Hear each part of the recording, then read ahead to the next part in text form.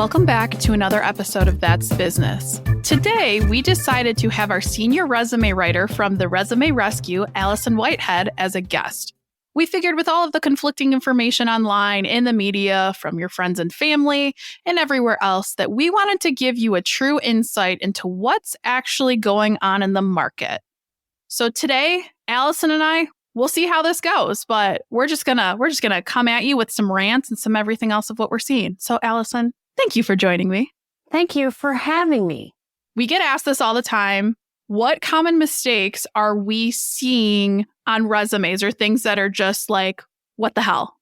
Yeah, so I think people's biggest issue on their resumes is they're putting a lot of information about what they do day to day, which is important. However, they're not saying anything result oriented. So I like to put things on resumes that say, I did this resulting in this, or I did this to do this, like a situation result, kind of like the STAR method, but on your resume. That seems to be the way to do it. I feel like people are just putting a lot of general information that you see in job descriptions and nothing important to what they're actually doing. Well, and it's so true because, what does client relations mean? Like, did you work with 10 clients? Did you work with 10,000 clients? Like, that is a very big differentiator. Mm-hmm. Even the simplest of things of just like, don't put a picture on your resume. We've been seeing, I feel like, a few more of those than usual lately. Yeah, I agree. Why don't we want to put pictures on our resume? Because it can cause bias. And even though we like to think that there is not bias in the world, there is. So please don't put your picture on your resume. Shouting it from the rooftops. No freaking pictures. And there's LinkedIn. Like, someone wants to look up what you look like, go to freaking LinkedIn. Yeah. Something else, we've had so many bad formats lately. Mm-hmm. And what we mean by bad formats is just boxes.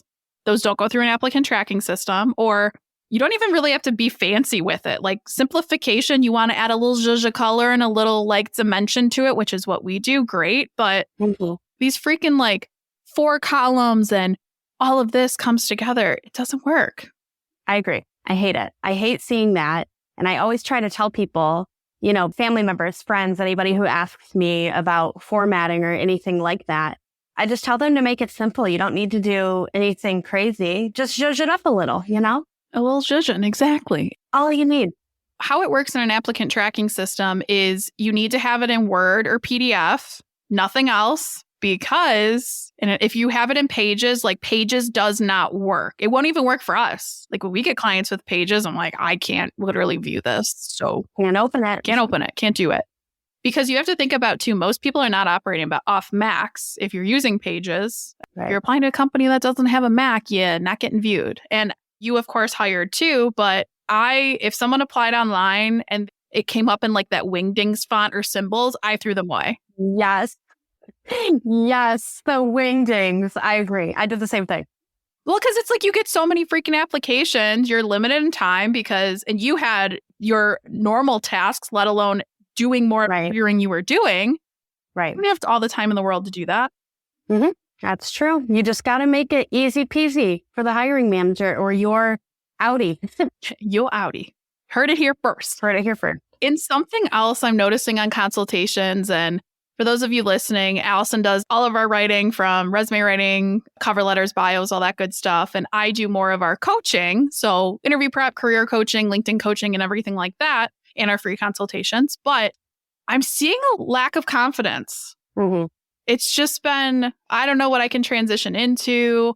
My experience sucks. This sucks. Yeah. It's just so interesting. And I feel people like it's less taboo to talk about your job. And obviously you and our other employees like feel empowered to talk about their job. But it's still, I feel almost like a problem of, I don't know what I can do. And I don't know how this translates. And I can't apply to the job because I'm not 100% fit and blah, blah, blah, blah, blah, blah, blah. It's just like, apply to the freaking job. Mm-hmm. I think you shared this story the first time you came on the podcast. What was going through your head when you saw the opening for a resume writer? Because I want you to tell that story again because it is super important to hear. So when I first saw it, I was like, this isn't real. This is fake. Mostly because I had only worked for bigger corporations. I had never worked for as small of a company as we are. So I was like, this can't be real. This isn't a real job. But, even going through that job description, I remember looking at it and saying, I don't even do this type of writing in my current job. I did content creation here and there for like marketing and sales, but I didn't do anything to this magnitude, unless it was in college when I had, my journalism classes. But even that was so much different. So my thought process going through it was, okay, I'm going to apply, see what happened.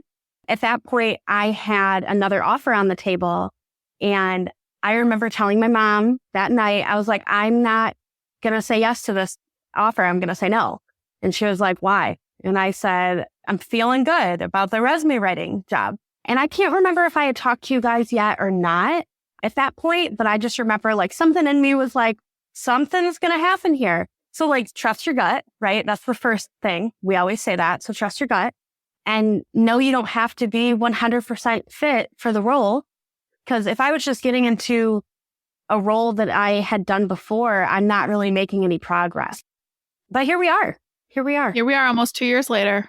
Wow. Crazy.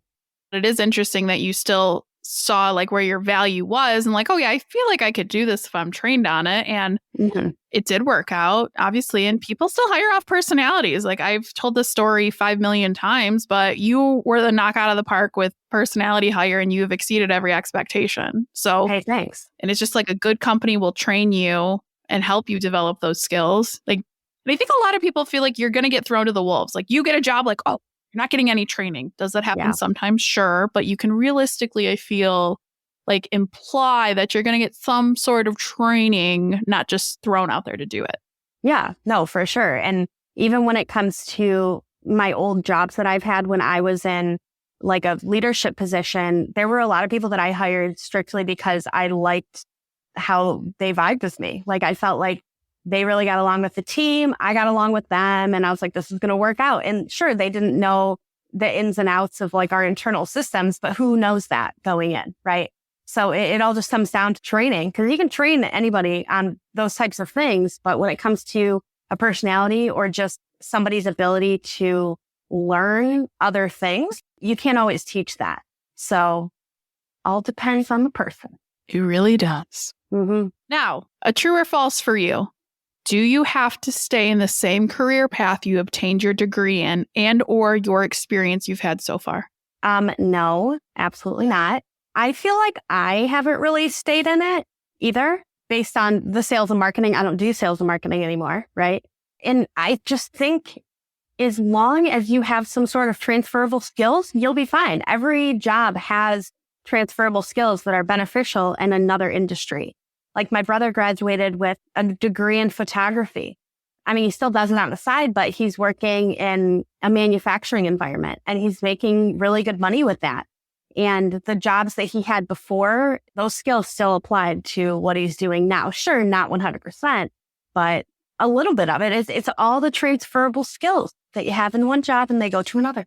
Well, and people are always shocked. They're like, what do you mean you have 2 psychology degrees? Because I technically do, but it does help. I mean, getting in people's heads about career coaching, and I play therapist sometimes, but it's so true. And it's just, some of them are transferable, some aren't. But I have a friend with a degree in, oh my gosh, what is it in? It's neuroscience, and he's a Java developer. Oh, perfect. Yep. Like completely different. And there's different situations too. I mean, and how at 18 years old, you're supposed to pick out what you want to do for the rest of your freaking life, I don't understand, because no. Mm-hmm. But that's another topic for another podcast with our education system and how lovely it is. But you can. And what I always like to tell people too is you don't know where the hiring manager came from. Right. Which we love. Like I loved your experience in management and working. I don't even know what industry would you consider the Y and the other companies you've worked for? Nonprofit for the Y. The other companies were like, oh God, entertainment, events. Entertainment, yeah. Family entertainment. I feel like it's a good... Yeah. I love that because I worked my whole career prior to being a recruiter. I worked in restaurants or was all very like client facing. And I was like, oh, you work in those, for lack of a better term, shit show environments because you have to put out every freaking fire possible. Then you can do this job, no problem. And I did prefer you for that experience and probably not something you would have thought about when you applied. Right. No, for sure. I totally agree with that. And even when it comes to our clients now, I feel like a lot of people that I've talked to, someone recently in the last month or so had told me, oh, my experience doesn't align with this, or I don't have a background in this. And I'm like, ma'am, you've worked with clients. You'll be good, right? And having somebody who can just work with clients is really important in a lot of different industries and a lot of different fields.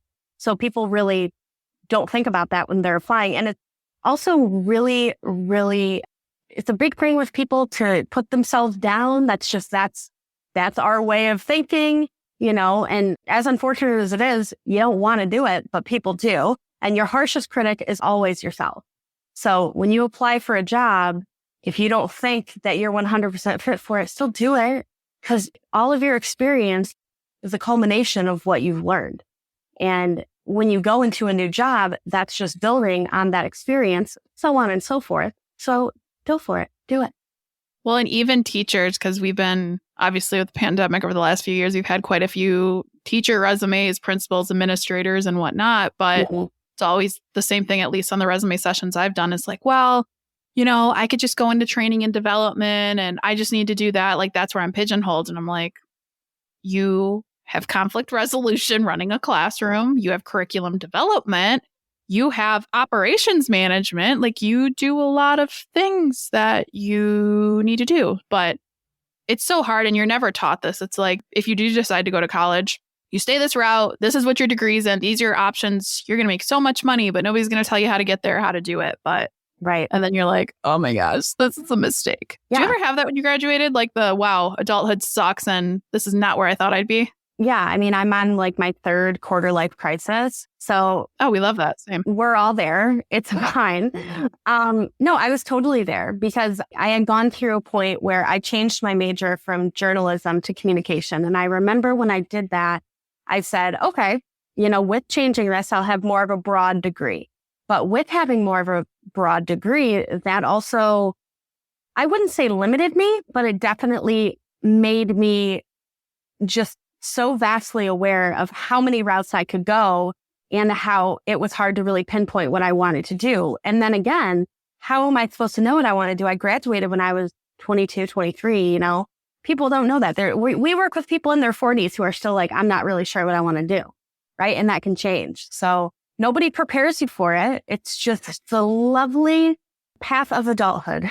It really is. And you don't even know how many, now being in this industry, but I remember when I got into recruiting, I'm like, a what? Like yours, I know, is the Scrum Master story that you were like, what, a karate person? And I was like, nope, a little different than that. The Six Sigma green belt. I'm like, karate? Yeah, it's the green belt. That's what it was. Yeah. Yes, I misspoke. But there's so many career options. Like, I didn't know what the hell supply chain was, or just even thinking about, like, every product you have has a marketing team, has a development team, has testers. I mean, when I hired for Microsoft's like Halo team, I never thought that there's visual artists, like people who create the actual video game. Like, there's someone that develops like the trees in Animal Crossing. There's someone that develops like the language in Animal Crossing and all these other games. I'm like, I never thought about that, but it's crazy. And if you're lucky enough to know what you wanted to do when you're younger and you end up doing that,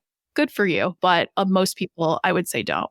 Yeah, I totally agree. I think you know this. I have a friend who is in social work.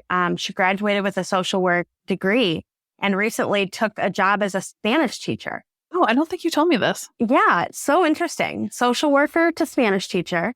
And any person, I think, would look at that and say that those don't align. But there's a lot of things she did in social work, conflict resolution, communication in general, things like that. Classroom management to a degree. I mean, obviously, you're not managing classrooms as a social worker, but like just management to a degree. And that translated over to her in her teaching role. So fun. You can make that transition. Will it take some time and effort? Well, yeah, absolutely. It's not a walk in the park, but you can do it if you're tailoring your resume, if you're networking, if you're doing all the right things. Shoot, a freaking referral still gets your foot in the door somewhere. So yes, keep doing that, right? Now, what percentage of a fit should you be for the role when you're applying for it? 60. I'm going to say it. 60. You only have to be 60% fit for the role you're applying for. So earlier I had said that if I was to get into another sales and marketing job, where I'm doing all of the same things that I was doing. It's just a lateral move, right? There's no growth. So you only have to be 60% fit for the role, or you're just making a lateral move. You still want to grow, right? Still want to add to your expertise, your experience. So apply, just apply. Because why even be your own worst enemy? Like, let them tell you no then. Exactly. Like I said, we're our own worst enemies and we're our harshest critics. So we're going to tell ourselves not to do things. We're going to talk ourselves out of things. Our anxiety is going to tell us not to. But at the end of the day, if you want any growth, you have to do that, you know? Mm-hmm. And I love when people push back on me. And we haven't had it, knock on wood, lately, but most of the time when they come back, they're like, oh, wait, you were right. That is true. Isn't that the greatest? It is the greatest. But and what we mean by 60% fit is, I would say most job descriptions have like the BS overview of like, you're the resume rescue. We are empowered and blah, blah, blah.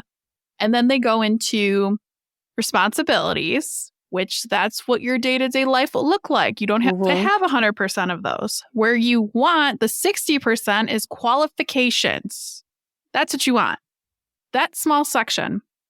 And what I like to tell people is they have, I mean, I would say a decent amount of jobs have like the preferred qualifications. Mm-hmm. You don't have to have any of them. Not a single one. Nope. Because what happens, and this is speaking from my recruiting experience, is hiring managers want the moon and the stars. I always like to say they want a God on shepherd's pay. But to get God, there's not that many. Like there's not 5 million of them is kind of my reference. Like I read somewhere and I was like, wow, that is so true. What you have to scale back on is you have to come up with certain criteria you need. So, for example, if we're hiring someone right now or in the Q1 of next year, we want ideally someone with CRM experience. Mm-hmm. We could put, hey, we want someone with Zoho experience because that's what we use. Yeah. But that's going to tailor down our pool a lot. Right. So we put preferred Zoho experience, but it's not going to disqualify you because a CRM is a CRM. It's just different functionalities where things are. But not to rant about this, but we're going down it. And the issue is a lot of these companies, and I don't know if you face this too, Allison, but a lot of times HR writes job descriptions that they're not involved in the day-to-day. Mm-hmm. Or if you work for a large enterprise company that has multiple locations, they may use, we're going to use the same job description from Royal Oak, Michigan up to Mountain View, California, when it's not at all the same, or there's different aspects of the job, but they're lazy and do not change it. Yeah. So difficult to go through and understand that. But transitioning on that topic, I mean, if you're ever unsure on what the company wants, I mean, use LinkedIn. Mm-hmm. You can literally look at who works for the company currently, what their background is, and maybe find your boss and slide into their DMs and make an impression. Yeah. Networking. It's like that SpongeBob, like networking. What is Sorry, that? Has the rainbow. What does the episode say? Oh my gosh, what is it? Isn't it like friendship or? Friendship? I don't remember. It's been a hot minute. Oh my gosh, Dan would know because he's a SpongeBob freak. But I want to transition our conversation to even go further on LinkedIn. Mm-hmm. What's been interesting, and I feel like you and Destiny have had this happen a few times, people have reached out that either you previously worked with or knew you previously, college, high school, whatever, that saw where you worked on LinkedIn. Yeah. And I'm not throwing you under the bus, but you're not like, obviously I'm the obnoxious one with posting, but it's interesting because, you post here and there, but it's not like you're religiously on the platform. Right. What I want to talk about is I honestly do envision a future where we use LinkedIn to make hiring decisions instead of a traditional resume. Yeah, I totally agree. And I think that we're getting to the point where everything's so digital, right? Because future that, my boyfriend Ian and all of his friends, they're really into like having their own social channels or their own websites where their portfolios live, and GitHub and all these companies like that, all these software as a service companies. I don't think software as a service is correct for LinkedIn, but things like that are digital and they're not a paper copy. That's becoming really big. We did an event a month or so ago where people came in and were showing us the resumes. We were doing some critiques. And I had a few people who had it on their phone because they had it on an online platform. So I definitely envision LinkedIn becoming the sole provider of resumes at one point or another. It is interesting. And I love that Ian and his friends all have their GitHubs and portfolios because it's true. I mean, I loved when anyone I hired that was technical had those going. Yeah. I was like, oh, okay, this is an example of your work. Like no bullet points on your resume can showcase that. And especially if you're in marketing, I mean, anything creative, graphic design. I mean, if you have examples of your work, that's what's going to sell someone versus a traditional resume. And not that we hate resumes, because we obviously don't, being a part of the resume rescue. We write them. But it is the future. And that's something we're tracking, we're thinking of, and maybe even moving towards infographic resumes. Not right now. We do not recommend them at this point. But in the future, that could be where it goes into. Or something interesting that, well, now we have is like our QR codes on our business cards, which I never thought about, which is crazy. I know. I love it. My mom is making a shameless plug for my mother right now. She's making her own candle company. Love it for her. But I told her that when she makes her business cards that she needs to have a QR code on them because we did it. And I thought that was beneficial. So yes, it's definitely a thing that we're going to be seeing forever. And I also think that LinkedIn and other platforms that are digital are really good for people who are transitioning or being promoted into new roles within one company. Because a lot of the time when you apply for those jobs, the person's like, nope, you don't even need a resume. Or, oh, we want just information about your past achievements within your role. So it's a different type of way to look at a resume, but it's still relevant. Right. No, that is such a great point to bring up too, because we've even had a lot of people that have never had a resume or like you just said, just get promoted or just like, I don't know what I'm doing. And if you at least keep it, and I feel like they're easier to update, like it's so much easier to update your LinkedIn or throw it in a portfolio, or like if I were to ever, I don't know, take on a consulting gig on marketing for whatever, TikTok, we'll just say. It's like, okay, we'll go look at my news feed and go look at the numbers and impressions. Like it speaks for itself. I don't have to like sell you on it like data talks. Now, a part of this, of course, with networking as we're continuing down that path. Now, I wouldn't say I've forced you. Like you said, yes, so I didn't force you. But I've kind of brought you into like this networking space, us doing the Diversity Expo in Royal Oak with other chambers and groups, other people you've met through me and everything like that. But what's been your experience with networking, or kind of coming from, you know, where you worked prior to the Resume Rescue? And you could be unfiltered here if you're like, fucking hate it. That's okay too. But what's been kind of your thought? And I actually don't know the answer to this question, so I'm intrigued to hear it, Allison. But what's been your thought with networking since you've worked at the Resume Rescue? So it's definitely a different space doing it here than it ever was in my old roles. And the reason that is because we work in the professional service industry, right? The career coaching type industry. And that's so different than when I was at an entertainment venue, when I was at a nonprofit. The networking is so different. And the reason I think it's beneficial for us is it opens us up to a lot of different clients. It opens us up to a lot of different companies that might need our service as like a partnership. So although sometimes it's not my favorite thing in the world, mostly because I do not like to get ready and leave my home, I still think it's beneficial. So, you know, for the Diversity Expo, for example, we did that, in the summer, right? Yes.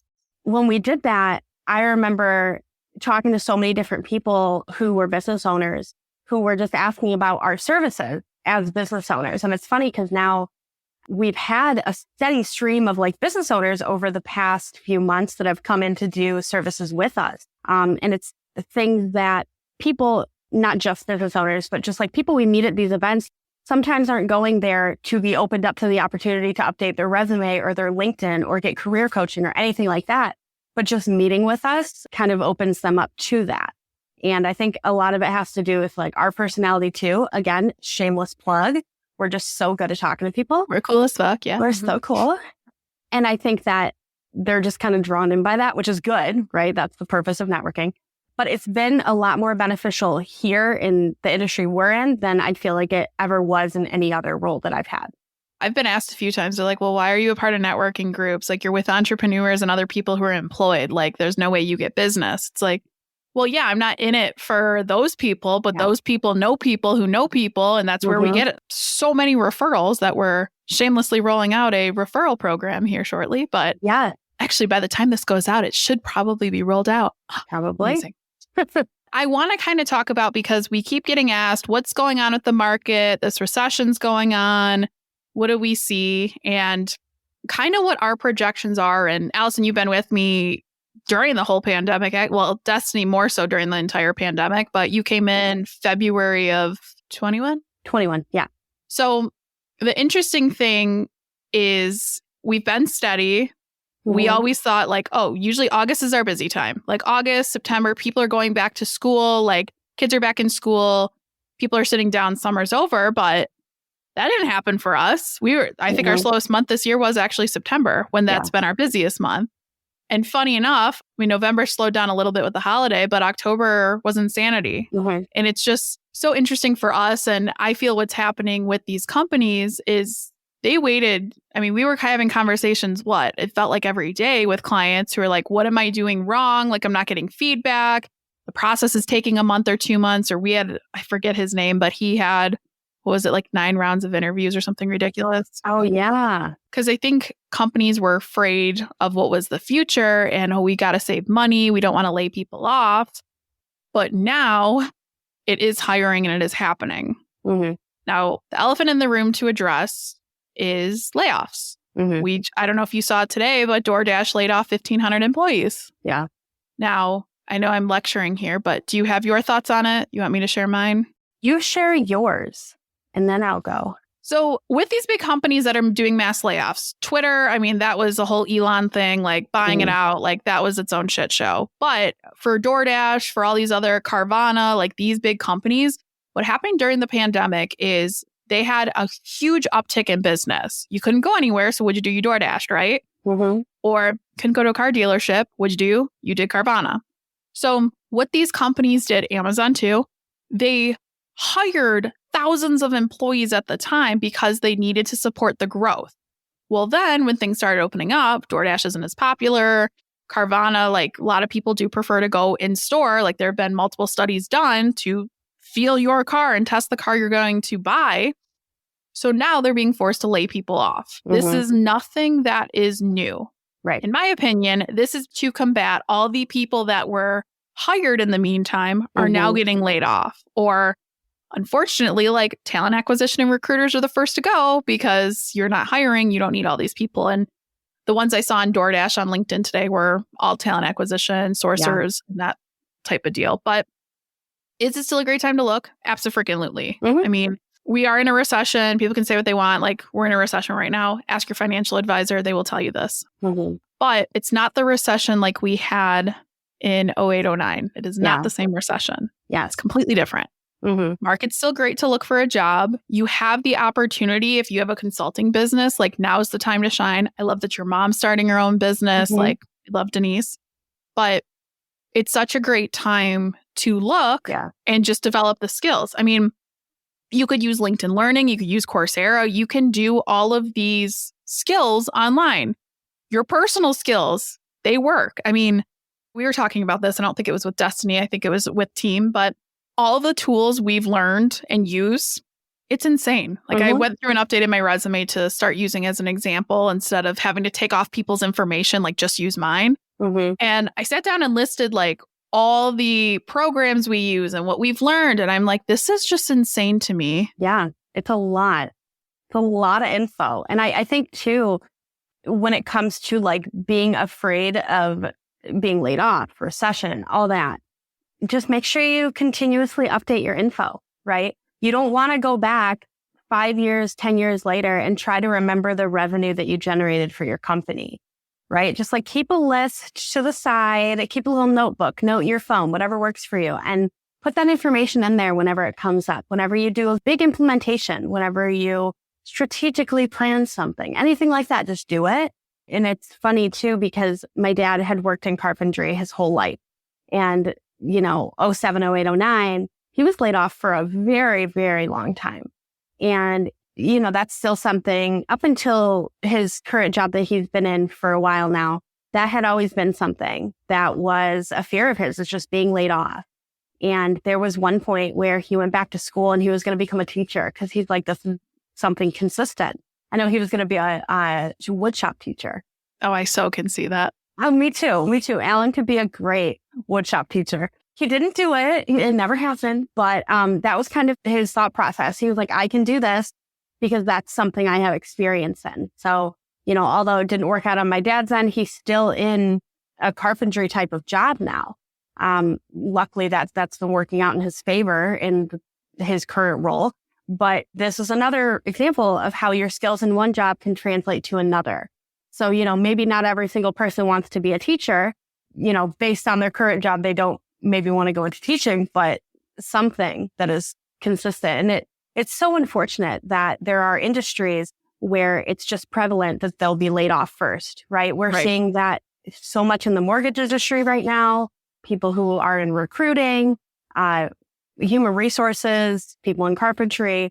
And it sucks because you don't necessarily want to say, oh, I'm staying away from jobs like that because of that. That's definitely not the route we want to go. But it also just shows how much what you do in those roles can be prevalent in other industries too. Absolutely. Now, one thing I always, as you know, that you listen to the podcast, and that was also honestly really good advice to give, but I was going to ask you, what advice do you have for listeners? Personal, professional, anything? One, get out of your shit jobs that you don't like. Okay, stop going home and crying. Stop crying on Sunday nights.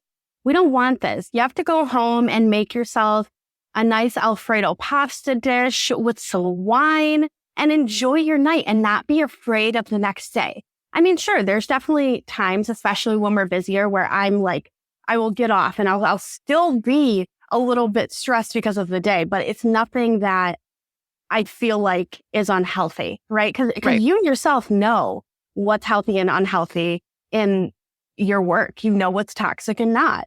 And although there are things that you won't always love in your job, you know better than anybody what's good for you and what's not. And if a job is starting to cause you any sort of mental stress, you just need to get out of it.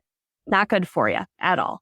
And now is, like you said, a great time to look. Don't wait for the new year because there's going to be a lot of people who are going to be applying at the new year. So if you get yourself in now, there's a lot of companies that are making like those seasonal hires, and a lot of people can become full-time after that. So do it. Stop waiting around for the right opportunity because it's now. That's my advice. Oh, incredible. Amazing. Love it.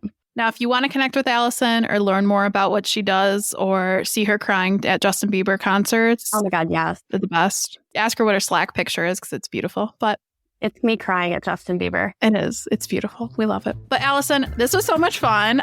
We're now going to be doing this. I think we decided monthly or quarterly. So you can look out for these updates a little further on what's going on, what's happening. And thank you, Allison, for being on. And tune in next week for another episode of That's Business.